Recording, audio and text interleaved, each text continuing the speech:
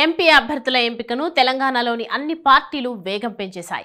ముఖ్యంగా SC, ST reserved నియోజకవర్గాల్లో క్యాండిడేట్ల ఎంపికపై అన్ని పార్టీలు ఆచితూచి అడుగులు వేస్తున్నాయి.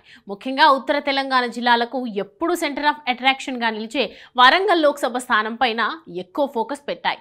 ఈసారి ఎలాగైనా ఓరుగల్లును మళ్లీ కైవసం చేసుకుని కాంగ్రెస్ జెండా ఎగరవేయాలనే పట్టుదలతో హస్తం పార్టీ గట్టిగా ప్రయత్నిస్తోంది.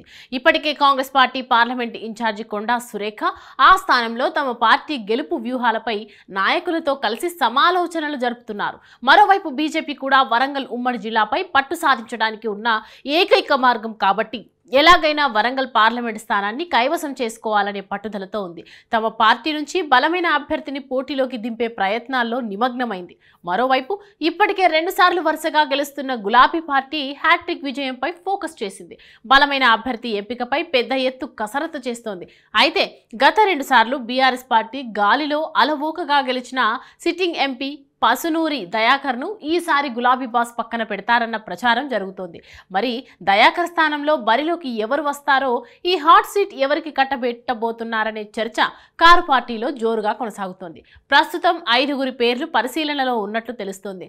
వారిలో వర్ధన్నపేట మాజీ MLA Aroori Ramesh, Station Ghanpur MLA Kadiyam Srihari కూతురు కడియం కావ్య, నర్సంపేట ఎమ్మెల్యే సతీమణి స్వప్న, కాకతీయ యూనివర్సిటీ విద్యార్థి జేఏసీ నాయకుడు Jorika Ramesh, Errabelli charitable trust organiser Kalpana పేర్లు ఎక్కువగా వినిపిస్తున్నాయి. వీరిలో కేసీఆర్ ఎవరికి టికెట్ ఇస్తారో అన్నది ఆసక్తికరంగా మారింది.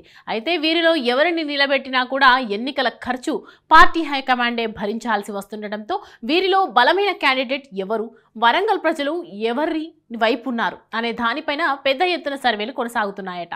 దీంతో ఇంతకీ బీఆర్ఎస్ హ్యాట్రిక్ విజయాన్ని సొంతం చేసుకుంటుందా? అసలు ఓరుగల్లు వాసుల ఆశీర్వాదం ఎవరిపైన ఉంటుందో తెలియాలంటే కొద్ది రోజులు వెయిట్ చేయాల్సింది.